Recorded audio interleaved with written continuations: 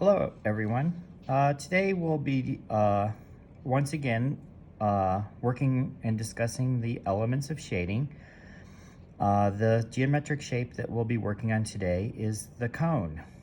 Uh, so I started off, I very lightly blocked in just a general background so that I can work within for today's session.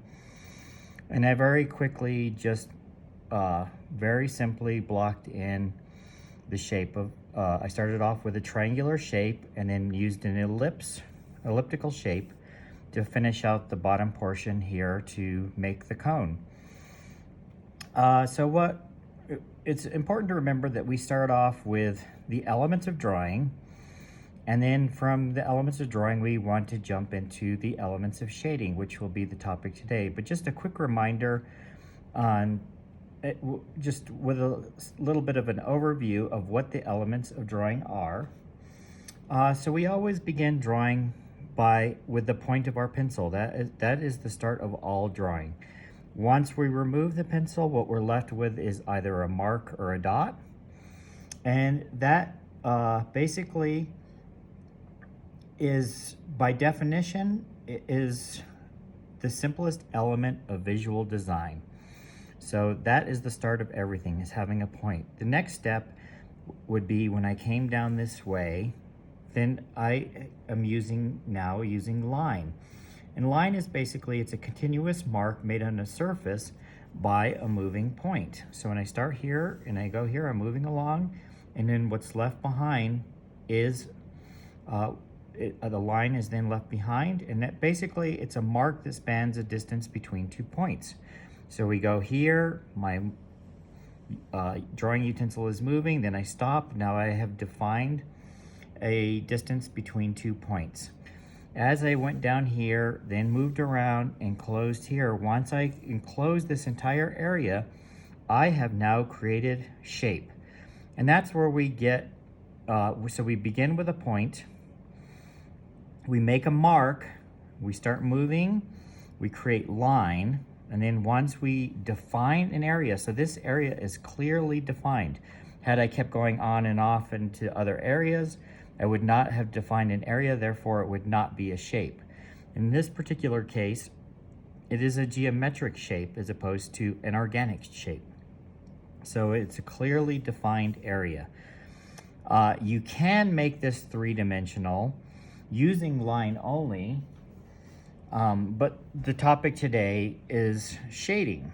And shading, I think, is one of the most fun elements in the arts, in the visual arts. To me, I love when you have a great concept and then you spend a lot of time working very patiently and diligently on your shading, and then you get this amazing piece. And even if it's something just as simple as a cone, a sphere, a cube, a cylinder, all of those different shapes that we'll be working on, there's a great feeling when it comes off. It's very satisfying when it comes off and it really turns out the way that you anticipate or would like.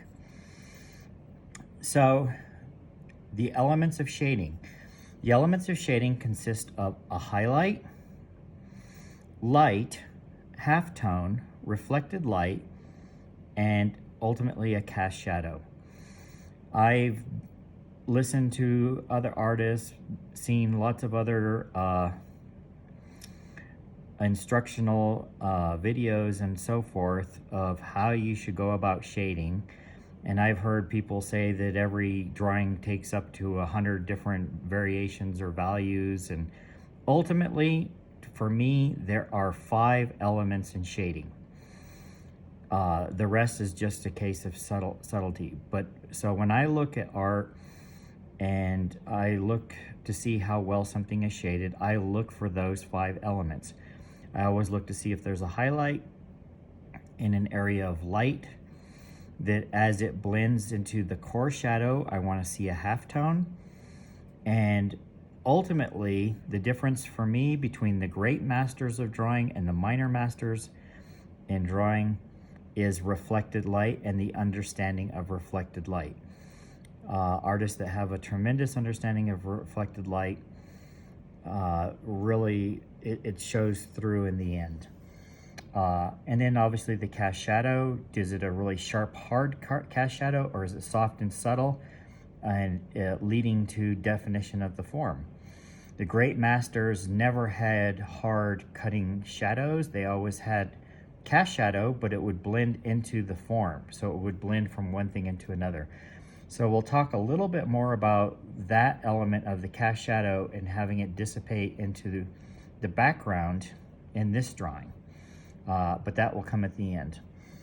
So what I'm going to have right here is I'm going to have the light source coming from this side, so that everything that falls onto this side of the cone is going to fall into shadow.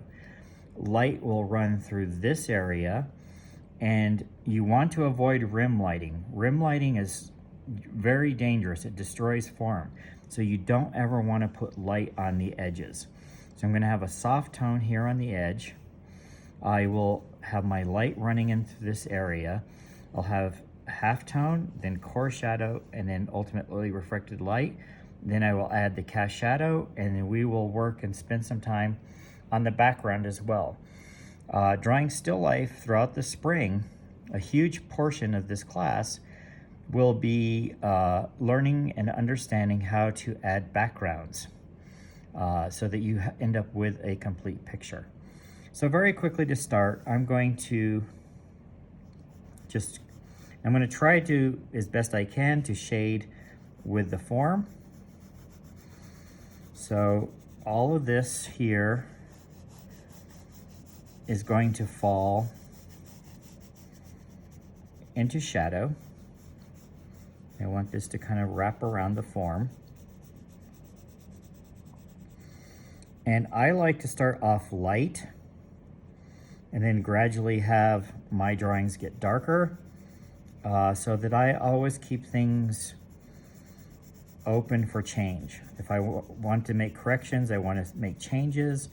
If I keep the drawing light in the beginning, then I can easily make those changes. I also made a point, so when I was blocking in the shape of the cone, I made a point to try to keep the lines as soft as possible, because in the end, when it's all fully shaded, I don't want to see any more lines. I want everything just to be the form.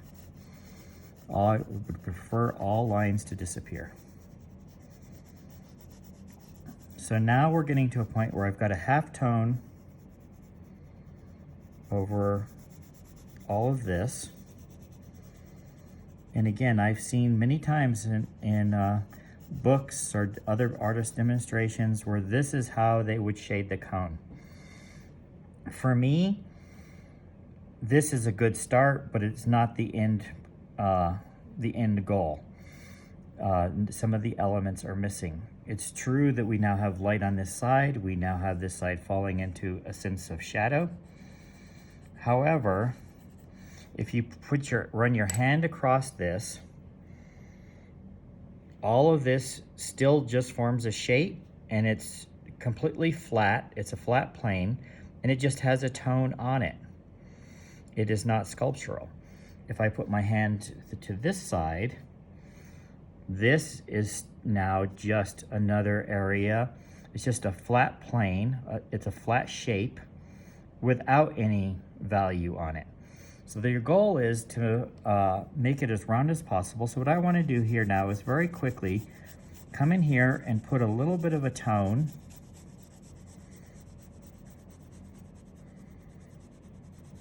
onto the other side, but I want to keep it light and soft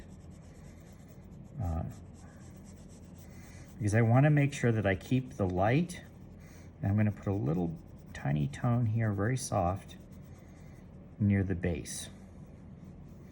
I don't want to have my highlight right down here on the edge. I want the highlight and the light to fall in here. So now we have the halftone included, and we have light. So we now are using two of the elements of shading. So we're off to a good start. Remember, we started with a mark, we used line to create our shape, and now we're trying to make our shape three-dimensional.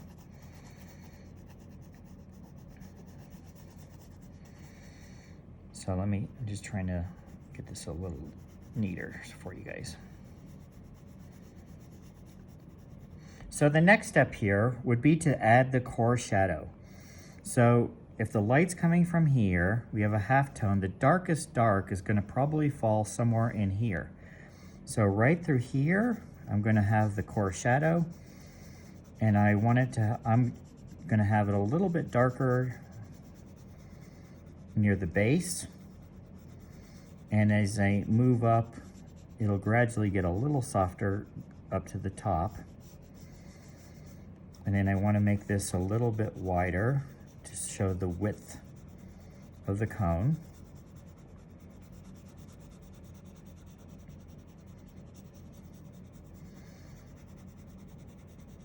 And I want to have my halftone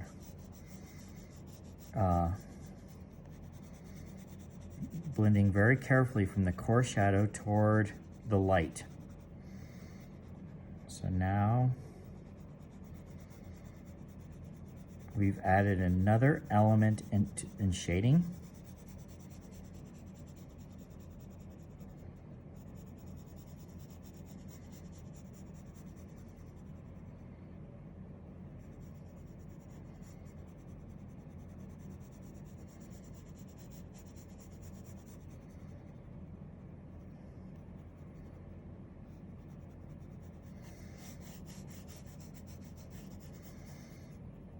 Okay. So now one thing here I purposely have left, so now what we have core shadow. Once we put in the core shadow, it automatically created reflected light. So now we have most of the elements in here. We have light, we have halftone. So from light, it blends very softly toward the core shadow. And then here we have the core shadow, and then we have reflected light. Now this creates an interesting situation, and this is where you can see with students where they start to developing an understanding of reflected light, but haven't fully mastered it. So right now, the problem with this is when you look at it, your eye is going to fight back and forth between these two areas. And that's because, in large part, because the reflected light is of the same value as the halftone. It's really important that the reflected light be lighter than the core shadow, but not the same value as the halftone. So we have halftone here, we have halftone here, and we have a reflected light, all of the same value.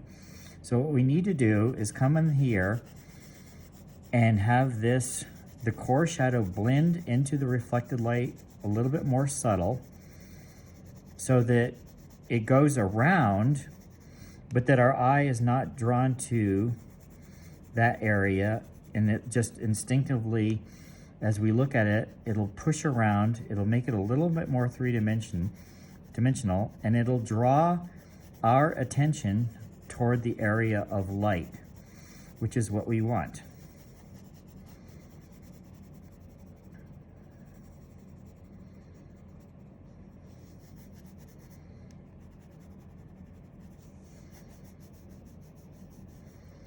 Now it should be, our eye should be staying more in this area now, if you look at this, and it should not be fighting back and forth so much between those two areas. And if you want, you can even pause your video and go back and see that.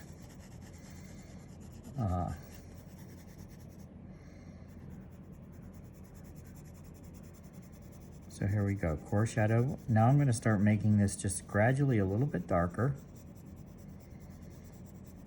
and having this come in here soft. And then I want to just a little bit more enhance this so it turns.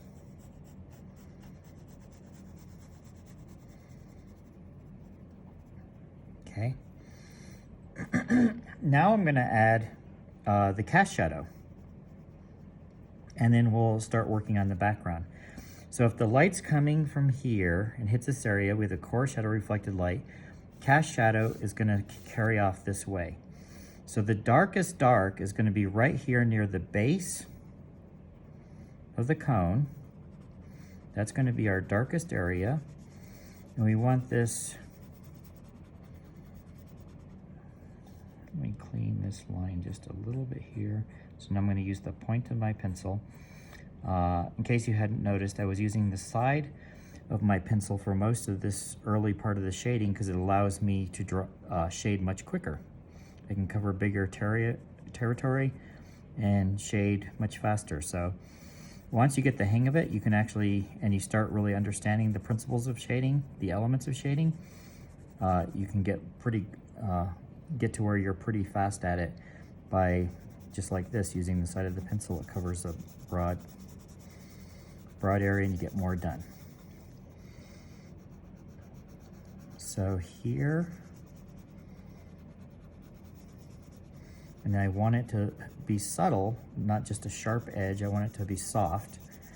And I'm gonna have the shadow coming back this way.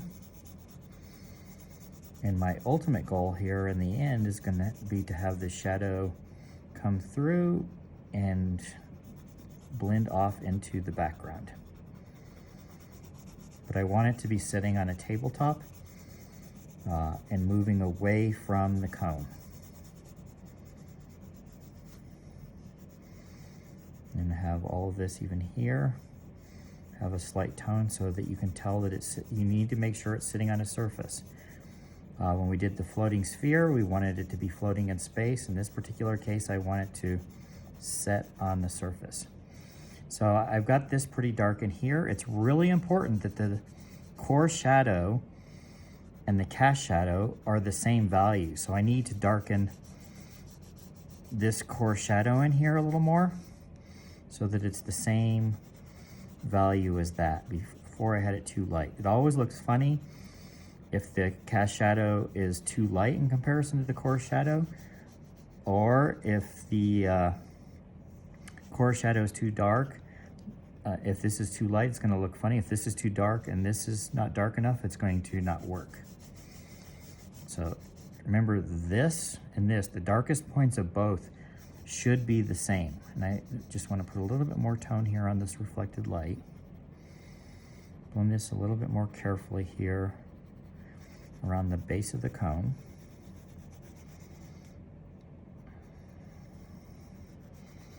And I can put a little tone in here just so that we know in the end. If you can remember this now, this is a spot where I'd like you just to remember, we've not included that while the object is starting to look three-dimensional, once we add all the background in around it, it should really draw a lot more attention to the cone. We can see the cone pretty clearly. It should be starting to look fairly three-dimensional and sculptural. But once we add the background, it'll start to look even more like a finished piece. So what I'll do now is we're gonna move to the background, and I'll start up here in this corner. And I'm just gonna try to quickly get a tone on everything. If you are painting, everything needs to have a tone. So just as quickly as I can, I got my pencil on the side. And I'm always gonna try to move either straight across or straight up and down. But in the end, I don't want to see any lines. If you're using the point of your pencil and you're pushing real hard, we're just gonna see the lines everywhere. We want to see only value. In the end, I'm hoping that we won't see any line. It'll just look like shaded form. So I'm gonna continue even here. I'm gonna put a little tone against running here all the way right up to the edge of the cone. And it's okay if you touch it. It'll soften the edge. And I'm gonna have it, I want it to run through. So there's a tone all the way around the cone. And I can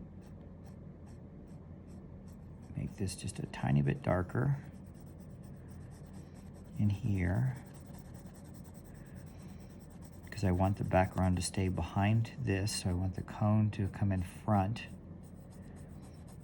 So I'll increase that just a tiny bit.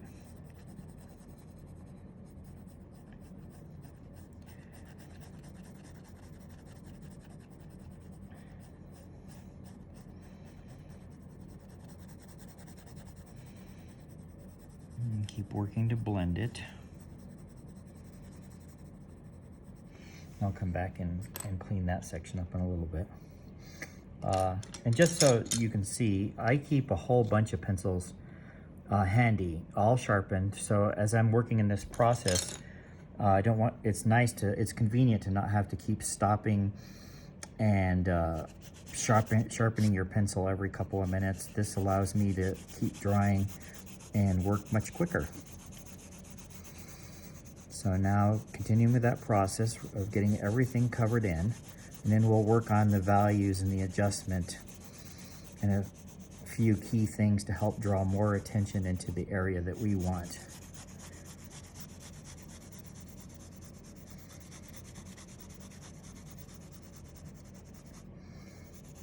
So now work on this side.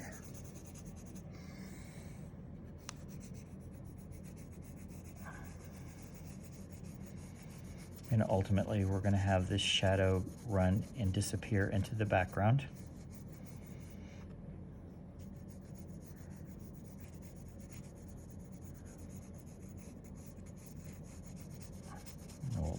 Once we get it all blocked in, I'll then go back and we'll start adding some variation in values. Just covering this whole space takes a little bit of time, but you need to make sure that you have patience and you're careful so that you don't make a mess of this, and you want it to look really nice in the end. Even if it's just a simple geometric shape, it can be very satisfying to shade something really well and then get a great feeling from the end result.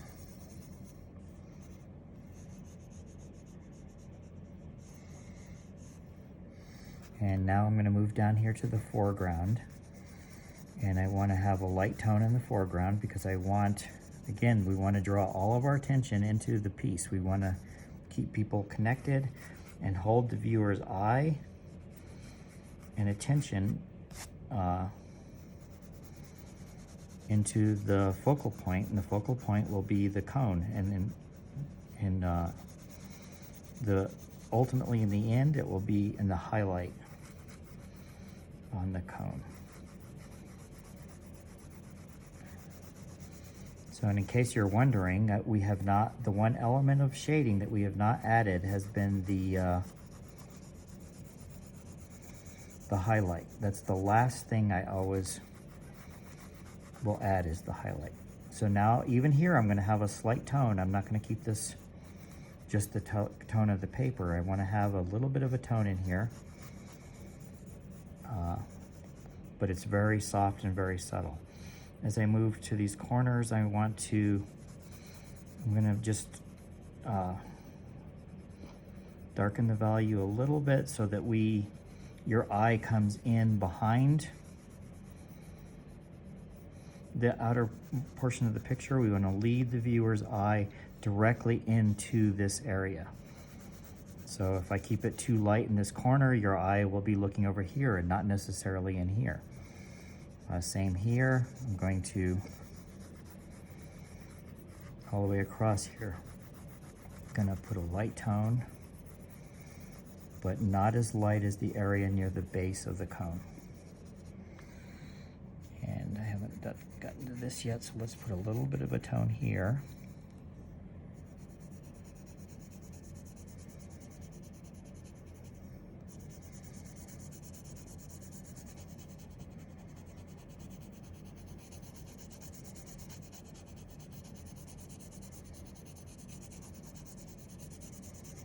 And I'm gradually going to make this a little bit darker now. And I'm actually going a little bit into the cone so that I blend it with the background. And then we're going to start to increase this value as it moves up. And I want all of this area up in here. I'm going to start making this darker, and with the darkest point being up here in the corner.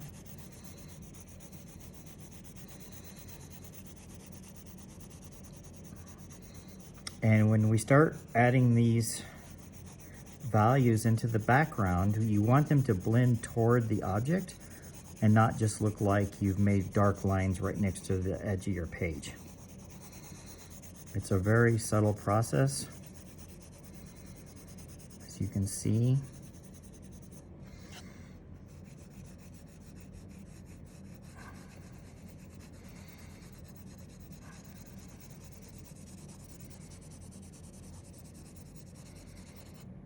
And I'm working quickly, but I'm being very careful to use the side of my pencil.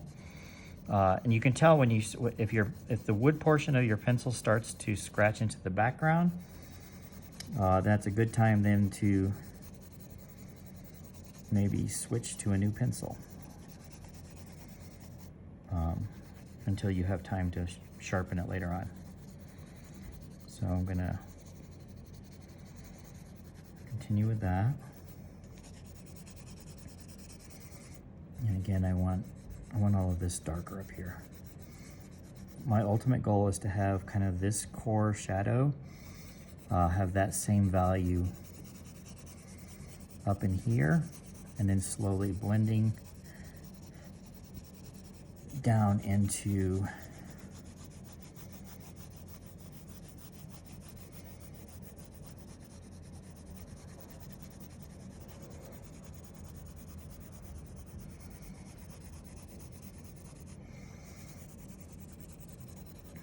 so now this side is getting better, and hopefully it's pretty subtle. I want it to come in a little bit more toward the object, but gradually getting lighter as it moves in. This section up in here can still be darker.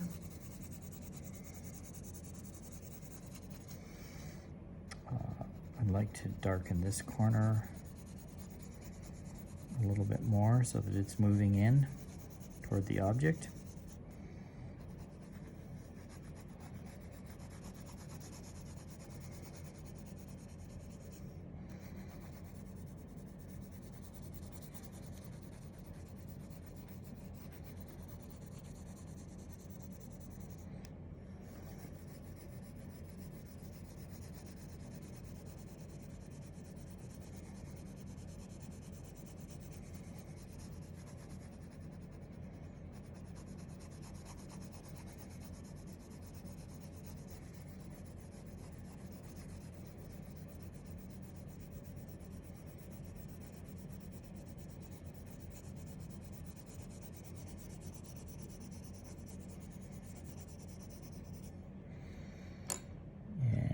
So now you can see it's starting to feel like it's really working in this area, but I've purposely neglected this whole area.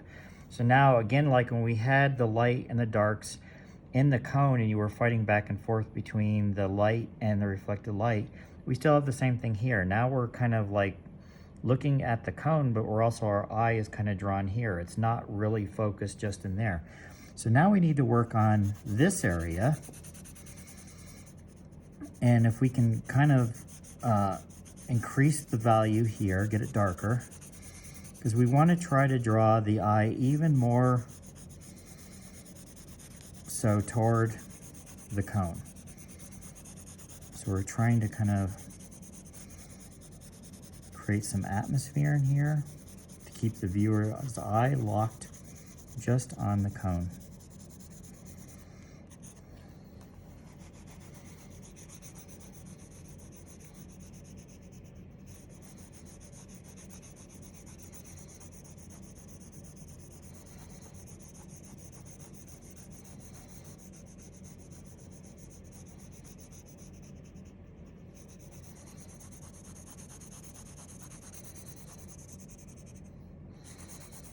So one thing I like to point out at this point is, while there are artists that like to use smudge sticks or use their hands and smear to create shading, it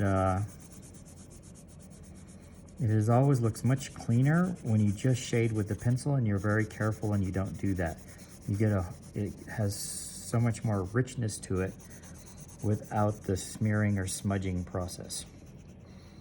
So for me personally, there are times if I'm doing large pastel or Conti drawing where I like to blend things, and I will smudge certain areas to make it blend. But when I'm doing this sort of thing, I like my drawings to look very clean, and I prefer to use Prismacolor wax pencils because I like the fact that they won't smear, and they won't, because over time, for storage purposes and so forth, it's nice when you finish a drawing to know that it's going to not get damaged or get ruined over time. And I like the cleanness of using these Prismacolor wax pencils. There are a few different brands of wax pencils. I personally just happen to like the Prismacolor pencils. There's others I've used and still sometimes use as well. And for today's purposes, I'm actually using a Verithin pencil. I happen to like the Verithin pencils, but sometimes they get a little grit in the pencil and it can scratch the paper. And so that can be a little bit annoying. Over the years, I've learned how to work around that. So now I'm subtly gonna try to keep blending our eye in toward here. Try to now connect the foreground with the background.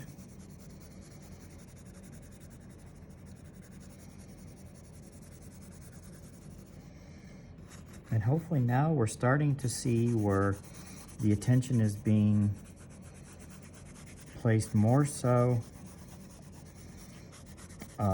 on the cone.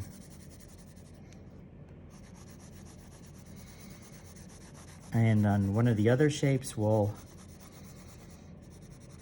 give you the idea of adding a table in the background with this, so forth. But this one I just wanted to show, explain, and have you see how to have a shadow disappear very softly just into the background, which is what we've done here.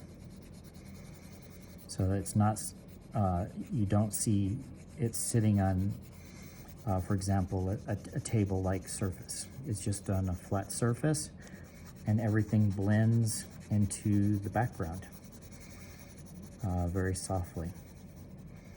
So the darkest dark is right up in here, and it's blending toward the background. Let me work a little bit more on this halftone. I want to put a little bit more of a halftone here at the base.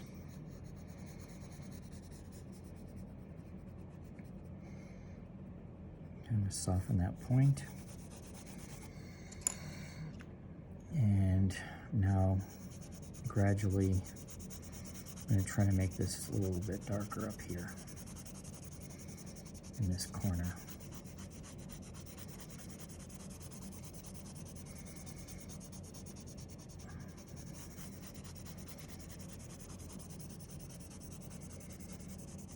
And keeping it a little bit lighter around the area of the cone.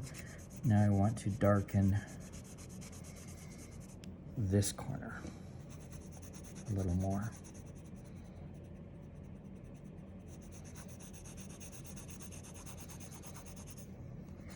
So if you can remember thinking back, or if you want, you can even take this video back, pause it, and go back quite a bit, and then you'll see how when we first started with just the simple shape, we gradually added,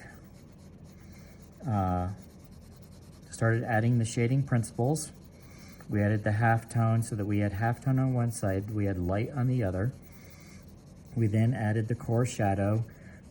We talked a little bit about the difference between the core shadow, between the reflected light being the same value as the halftone.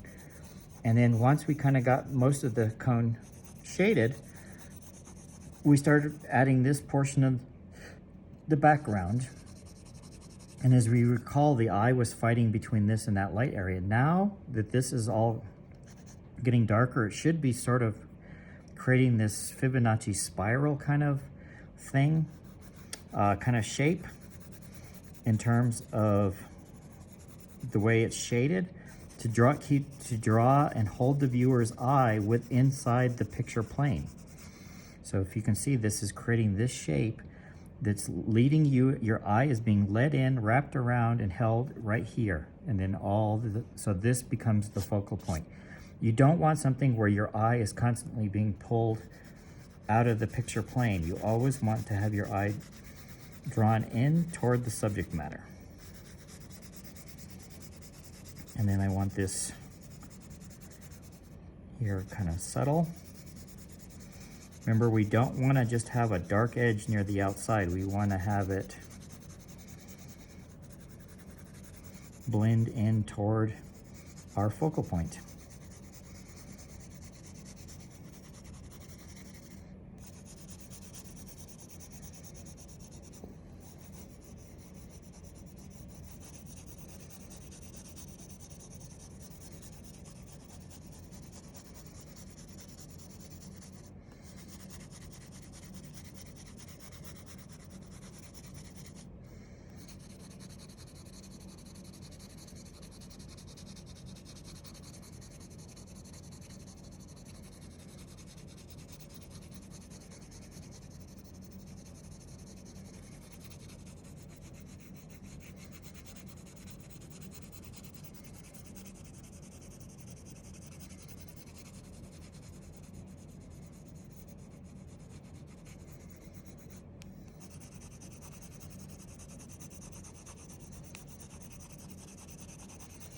So now it's just a matter of kind of touching up areas that, and using your own feeling of whether it seems to work or not work. And there's always, you can kind of nitpick things to death at some point.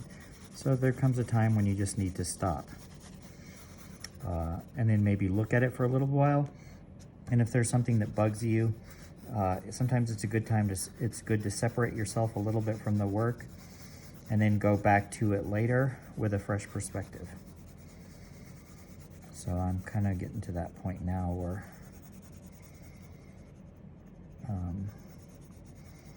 it'll be good here in a second to stop. And then, but before I do that, I'd like to do, this is my favorite part here. So now, the fun part, adding the highlight. The highlight is the thing that makes the whole drawing sing in the end. So now it should look like, if you can remember at the beginning, we just had this line, then we started shading it, so your eye was drawn in because of the shading of the cone, but now it should all be wrapped around and most of our attention should be here on the cone. So now I'm going to add the highlight. Now it's really important that I don't just make this entire area that's light a highlight. Otherwise it's going to make it flat and it's going to take away this soft roundness to the form. So the highlight's going to run kind of right through here and here. All of this area is where I want my highlight, the lightest light, to kind of run through here. And then right next to it, I want it to be soft. So it needs to have a soft turn.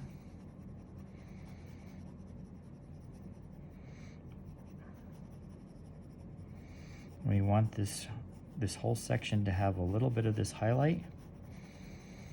And then blend very carefully.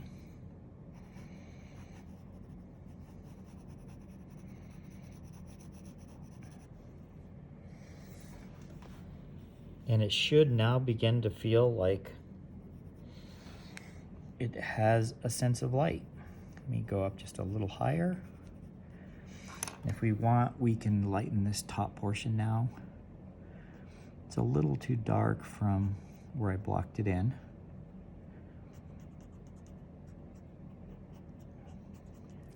But it's easy to fix up. I use these little Mono Zero Tombow erasers. They're fantastic for touching up just a tiny little area. It's one of the best tools in the trade you can get. has a nice little pointy area so you can cover a real small little area. So here I just want to round this whole area. Don't want light on the top. I'm going to blend that down here. Nice and easy. And I want to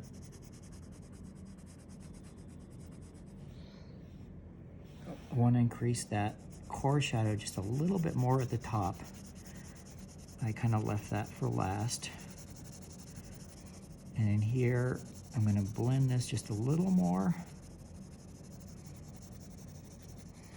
So once I add that highlight, then I like to then just very subtly work on the halftone and the core shadow, just to make sure I tie the whole thing together. Very carefully and patiently blended. This is really feels quite rewarding when you do this. It's an opportunity. One thing I love about drawing is based on the concept of flow from Mihai Csikszentmihalyi, is when you reach a state of flow is when you lose all track of time, and you're so caught up in the moment that you forget that about any other thoughts or feelings, and you can just really focus and enjoy the love of what you're doing. And that's how I feel when I'm doing these. I really feel the state of flow. Sometimes I even will get so caught up in working on a drawing I forget to do stuff that I should be doing. And that's the beauty and the fun of this. So there we go.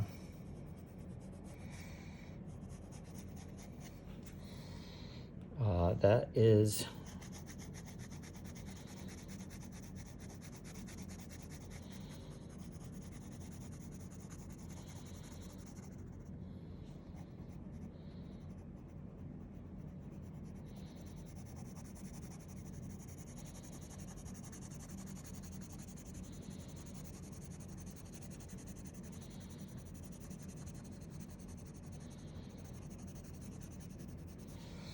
that is, in a nutshell, that is how you shade the cone. So I hope you enjoyed this, and I hope that you find this introduction to shading helpful.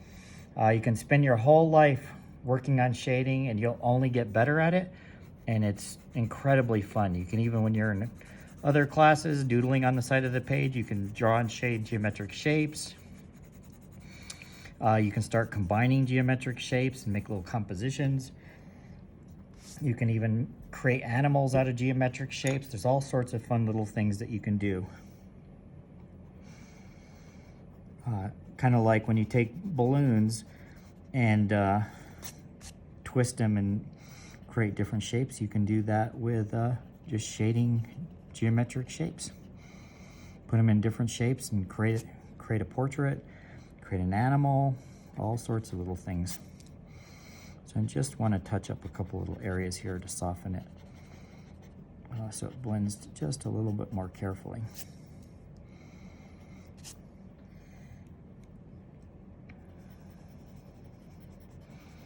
I got a little spot there, a little too dark. It's bugging me. Let's see if I can blend that a little more carefully here. And I want to take great care to go straight up and down because I don't want to wreck the form. And so now this is more or less where we're at for today. And there's a few things I can touch up a little bit later after I look at it a little bit and make a few decisions of a few things that bug me. But in general, that is shading the cone. So now when you look at this, your eye should be drawn in here to the cone. As before, where there was areas fighting here, here, moving around. Now you should be looking directly at the cone. And in particular, your eye should be drawn to the area of the highlight. And it should feel somewhat relaxing and kind of a sense of satisfaction when you look at it and where your eye is led. I hope you enjoy this project, and I hope you learned something from it. And we'll move on to some more geometric shapes. Thank you.